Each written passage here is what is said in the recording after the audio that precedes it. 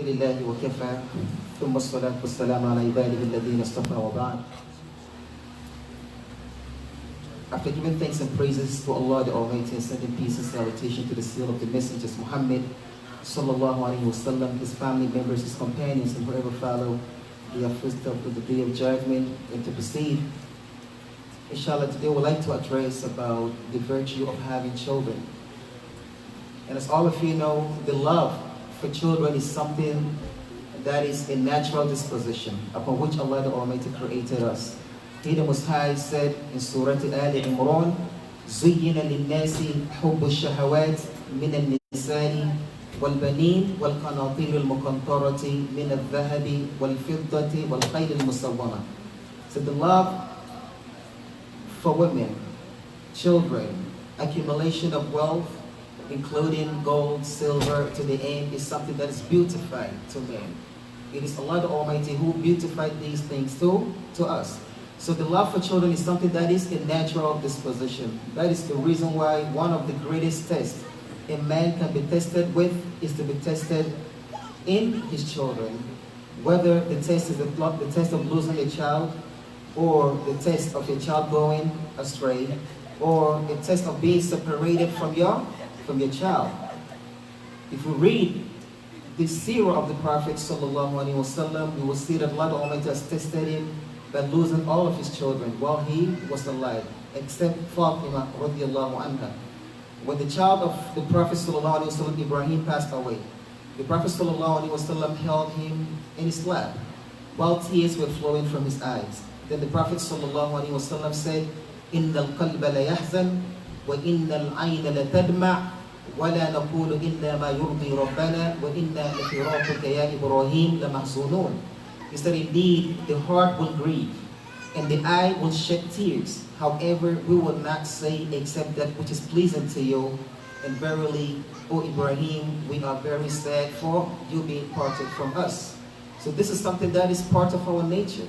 If we are tested to lose a child, it hurts.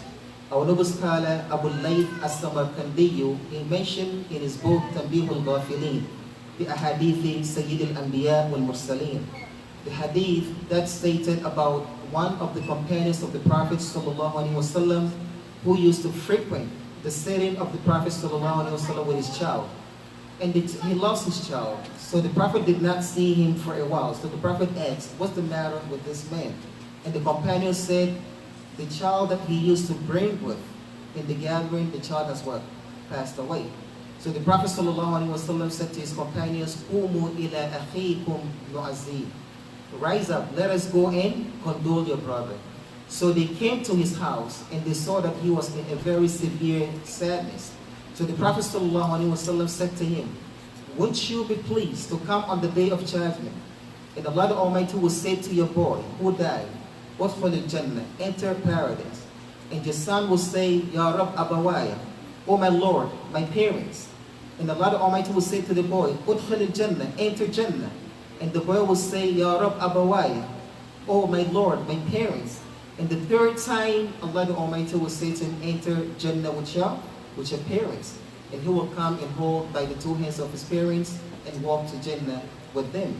When the Prophet said this to the man was very, very happy. When we live in this life, we get tested in many ways. Sometimes you get tested for losing your child, and it hurts very, very much. But remember, if you are patient, the reward of this is great with Allah the Almighty. That is why the Prophet ﷺ said this to the man so that he will be happy. So if it happens that you are tested to lose a child, whether the child is a stillborn baby, as long as the child reaches 4 months, meaning the spirit is blown. Because the Prophet ﷺ said, we will remain in the belly of in the womb for a period of 40 days as nutfa, and then another 40 days as a clot of blood, and another 40 days as a morsel of flesh, then the spirit will be blown. So if somebody lost a baby, a stillborn baby, after 4 months, it is considered a child. On the day of judgment, this child will be resurrected and you will intercede for his parents. That's why our scholars said if you have a stillborn baby, make sure that you choose a good name for that child. If it's a male, choose the best masculine name. If it's a female, choose the best feminine name. And if you are not able to identify the gender of the stillborn baby, then choose the name that is unisex, that can be used for both male and females, like Rayyan. Because on the day of judgment, this little stillborn baby that passed away will be resurrected, and he will intercede for you. So this is also one virtue from the virtues of having a child. And another test, which is the greatest test, that is why Allah the Almighty, remember when you read the Quran, you will see that Allah the Almighty commanded Abraham to slaughter his son, right? Why do you think Allah commanded him to slaughter his son? Because his son is something that is dear to him, something that is precious to him. That's why He, the Most High, said, إِنَّ هَذَا لَهُوَ الْبَلَاءُ الْمُبِينُ. He said, this indeed is a manifest test, a manifest trial. It's not easy to be tested in your children. And look at Nuh alayhi salatu wasalam. His child went astray.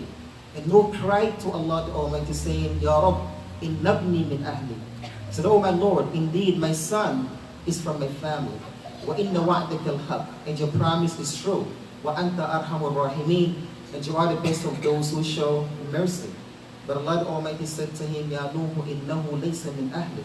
O Nuh, indeed he is not from your family. Innahu amalun ghayru salih, because he did an action that is not a pious action. فَلَا تَسْأَلْنِ مَا لَيْسَ لَكَ بِهِ عِلْمٍ. Therefore do not ask me regarding something that you do not have knowledge of. إِنِّي أَعِذُكَ أَن تَكُونَ مِنَ الْجَاهِلِينَ. Ibrahim alayhi salatu wasalam, he was afraid for his children to go astray. And he prayed to Allah saying, Rabbi ijnubni wa baniya an na'budal asnam. Another test that Allah the Almighty gave us example of is the test of Yaqub alayhi salatu wasalam. He was separated from his son, Yusuf alayhi salatu wasalam. And Yaqub cried until he became blind. And these days, people get tested with similar tests. Look at the mother of Musa alayhi salatu wasalam. She was tested by being separated from her son. And Musa ended up in the house of Fir'aun.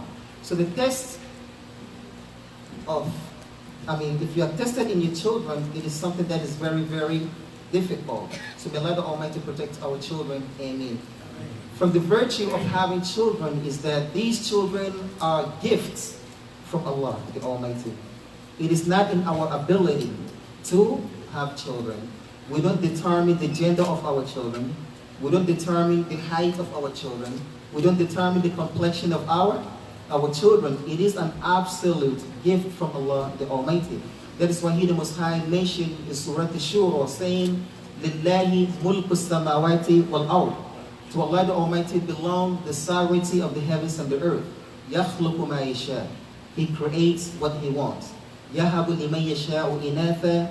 He gives whom He wills just females. Wa yahabu liman yasha'u al-dhukur. And He gives whom He wills just males. Aw yuzawwijuhum dhukuranan wa inatha. And if He wills, He will combine for you between males and females. وَيَجْعَلُ مَنْ يَشَاءُ أَقِيمًا. And He makes whom He wills to become barren, not able to bear any children. So these children are absolute gift from Allah.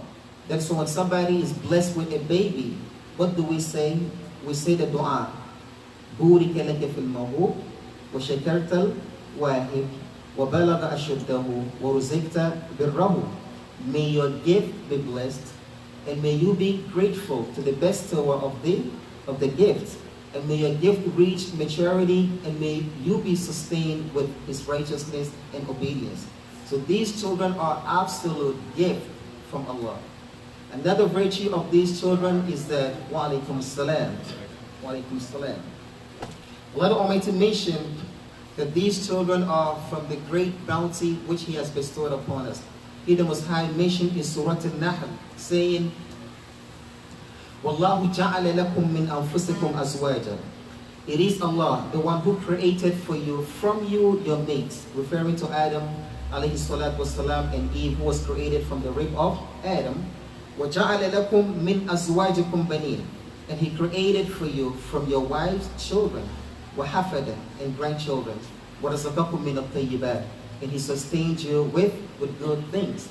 أَفَبِالْبَاطِلِ يُؤْمِنُونَ. Do they then believe in falsehood?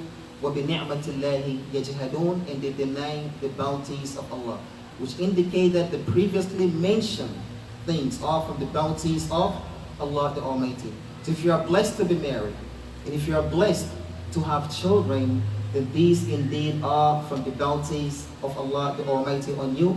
Therefore, you should be grateful to Allah and make sure that you give these children the care that they deserve. Because part of being grateful to Allah the Almighty for His bounties is to maintain that bounty and to take good care of the bounty. From one of the virtue of having children is that having children is something that the pious people from the prophets and the messengers, they long and they wish and they cry to Allah the Almighty to bless them with kids. Unfortunately, today we have people who say, I don't want no kids. I don't want to, burden myself with these children. This is not something that a Muslim should say. Because the pious people from the prophets, like here was mentioned about Zakaria, alayhi salatu wassalam, he cried to Allah the Almighty saying, Rabbi, habali min ladunka dhurriyatan tayyiba. He said, oh my Lord, sustain me, or bless me, or bestow unto me from you dhurriyatan tayyiba, pious offspring. He is a prophet, and he cried to Allah asking for a child. Well, the virtue of having children is that Allah the Almighty has encouraged us, and He urged us to seek from His bounty, which is the children. He the Most High mentioned after talking about the verse of fasting. He said, after we break our fast, فَالْآنَ بَاشِرُوهُنَّ وَبَتَغُوا مَا كَتَبَ اللَّهُ لَكُمْ. He said, after you break your fast, be with your wife and seek from the bounty that Allah the Almighty has written for you. So these children, again, is something that Allah the Almighty urged us and encouraged us to go in and seek. From the virtue of having children is that these children will be considered your good deed that will remain for you after your death. Because the Prophet ﷺ said, إِذَا مَاتَ إِبْنُ آدَمَ, when the son of Adam passed away, in قَطَعَ عَمَلُهُ إِلَّا بِإِحْدَى ثَلَاثٍ. His good deeds, meaning the means of obtaining good deed, will cut off, except with one of the three. From among the one of the three, he said, وَلَدٌ صَالِحٌ يَدْعُو لَهُ, to be blessed with a pious child who will pray to Allah the Almighty for you. So if you have a child, you cultivate him upon the deen of Allah the Almighty, the book of Allah and the sunnah of the Prophet ﷺ, this child will intercede for you on the day of judgment. And also, if you die, this child will pray and ask Allah the Almighty for you to bless you with Jannah. From the virtue of having offspring is that on the day of judgment, remember, when you intercede for your family as well.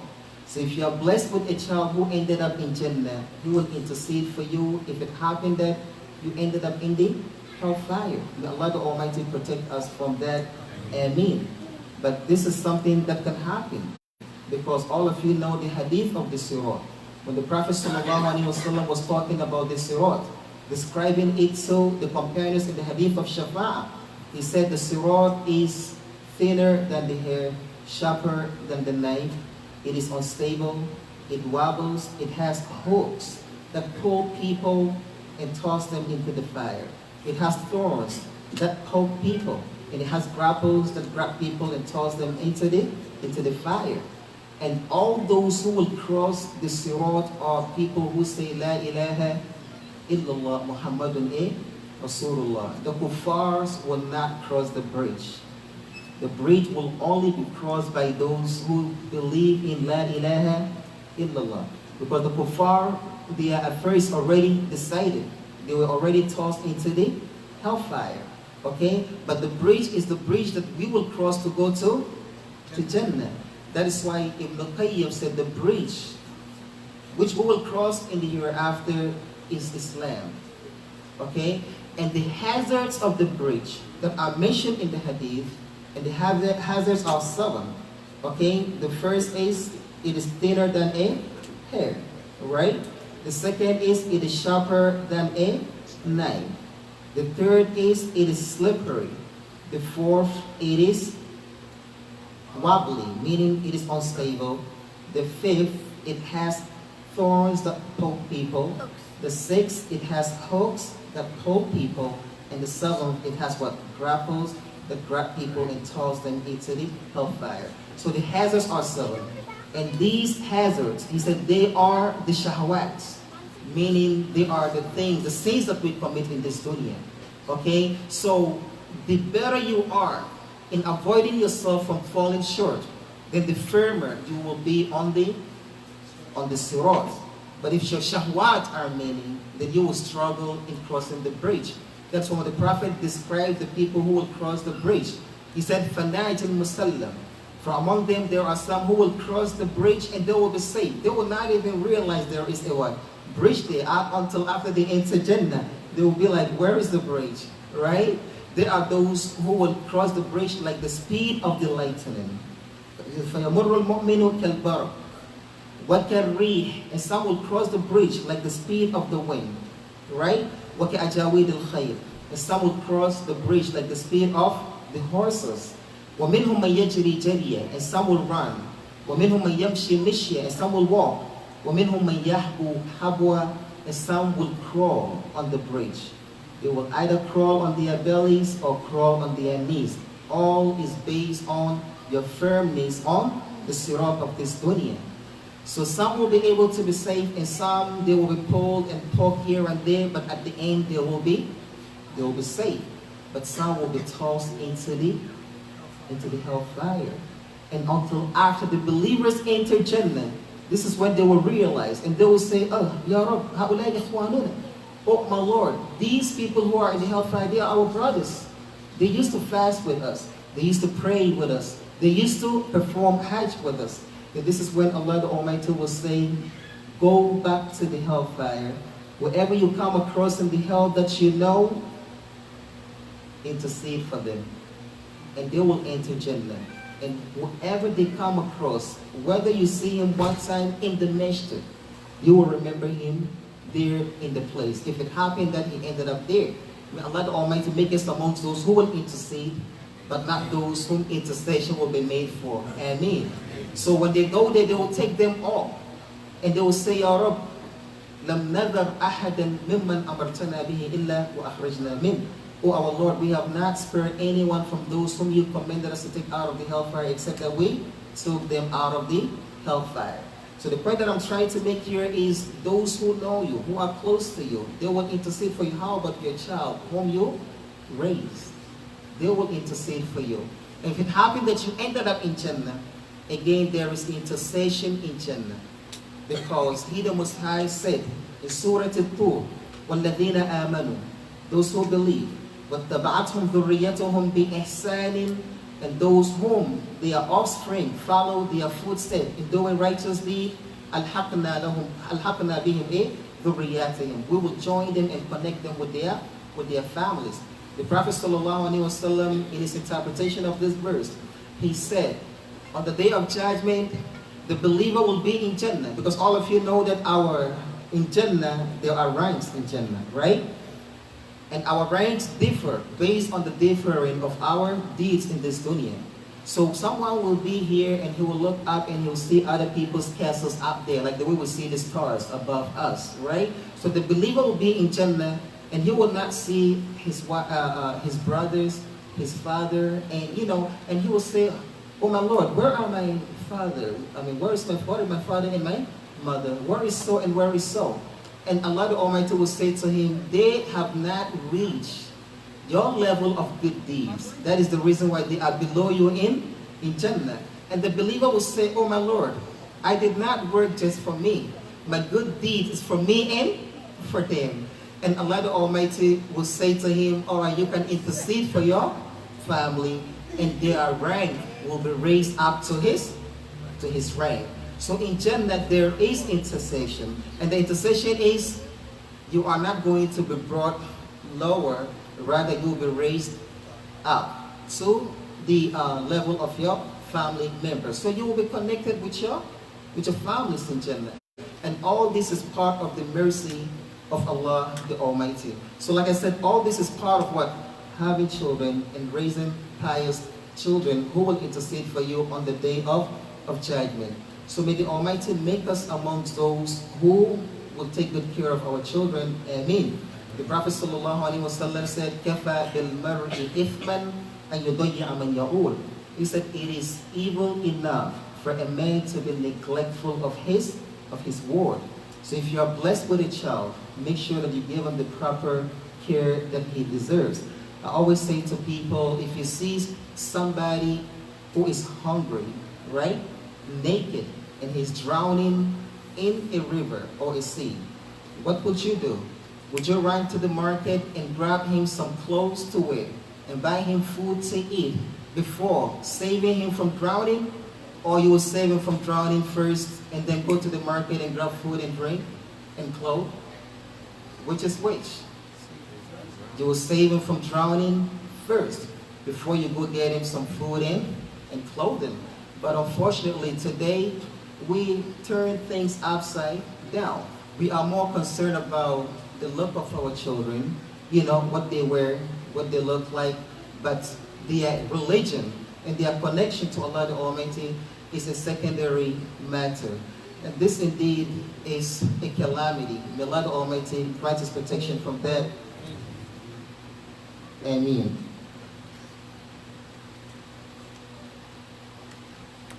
Allah the Most High has mentioned in the Quran saying, Ya ayyuhalladhina amanu, O you who believe, who anfusakum wa ahlikum, now protect yourselves and your family from the hellfire. The scholars of Tafsir said, protect your families from the hellfire by teaching them the things that will turn them away from the hellfire. Because what will protect us from the hellfire is knowledge, right? If you do not have knowledge, then how can you worship Allah the Almighty the way that He the Most High wants you to worship Him? That's why the Quran said, Al-ilmu qabla al-qawli wal-amal, meaning knowledge precedes statements in action. So we have to make sure that we teach our children the proper knowledge that they need. If we cannot teach them, then we should provide them with the means of learning. And the means are available. You know, they have weekend school here. I know they do have weekend school here. Abu Sajid told me. So if you have children, instead of leaving them in the house, not doing anything, but maybe playing what? On their phones or video games, bring them to the masjid to learn. But don't leave them home, knowing that the avenue of learning is available. If they ended up being astray, you are the one who will be held accountable on the day of judgment for that. So we ask Allah the Almighty to make us amongst those who understand this reality. Ameen. So in brief, I will say, these children are blessings from Allah the Almighty. One thing you have to understand, if your family, either it's your father or your son, died upon kufr, the family relationship is over. This is what our noble scholar Ibn Uthaymeen said. This is the reason why they cannot inherit from you and you cannot inherit from them. You can make dua for them if they died upon kufr. There's no other dua you can make for them. But whilst they are alive, you are still families, okay? Because relationship differ. You know, there's a family relationship between you, even though Islamically you are not brothers in faith, but you are brothers in blood, okay? And the family relationship must still be considered. That's why I mentioned in my last khutbah, because some people, our noble scholar Ibn Uthaymeen mentioned that when we talk about visiting the sick, some people will not visit their parents because they are not Muslims. But our noble scholar Ibn Uthaymeen said, all of this, let me ask first, what is the ruling of visiting a sick person? Is it sunnah or it is wajib? Is it wajib?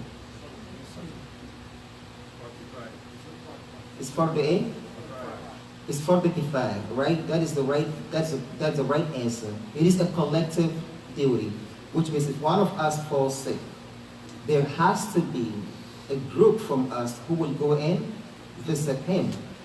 If none of us go and visit him, then all of us will be held accountable for not visiting him. But he said, if your dad is sick, it becomes fardun ayn on you, whether he is a Muslim or not. Because Allah the Almighty has commanded us to be dutiful to our parents regardless of their religion. Whether they are mushrikun, even if they are idol worshippers, as long as they did not command you to do shirk or to sin against Allah. But unfortunately today we have people say, oh, they're kuffar, I'm not going to deal with them. This is not right. So may Allah the Almighty grant us understanding of the religion. Amen. So the test can be either the test of your child being astray, or the test of you being separated from your child. All these are tests that can happen to you. When you are tested with situations like this, all that you have to say is inna lillahi wa inna ilayhi raji'un. To Allah we belong, and to Him is our final destination. You should be more concerned with your relationship with Allah. Don't focus a lot on the tests. Is that clear? Don't focus a lot on the text. You should focus more on what is my relationship with Allah the Almighty. And also we mentioned, because we do not have time, we have about 3 minutes to go, so I'm trying to summarize what we have mentioned so far, that these kids are also a gift from Allah the Almighty. And if you are blessed with a gift, you have to take good care of that gift. And that is not in our ability to make children. All that we did is what? Plant the seed. But are we those who transform the seed from it being seed to a clot of blood, to the muscle of flesh, to creating that frame, which is the skeleton, and creating these amazing machines in the body, including the intestines, the spine, to the end? We did not do anything in this. All that we did is to plant the seed. So we have to appreciate these gifts that Allah the Almighty bless us with.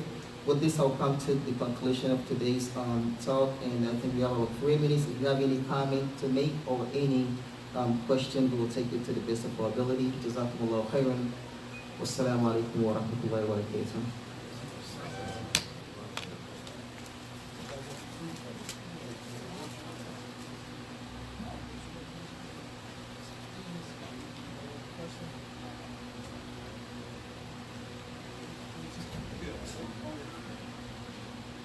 Nobody got no question?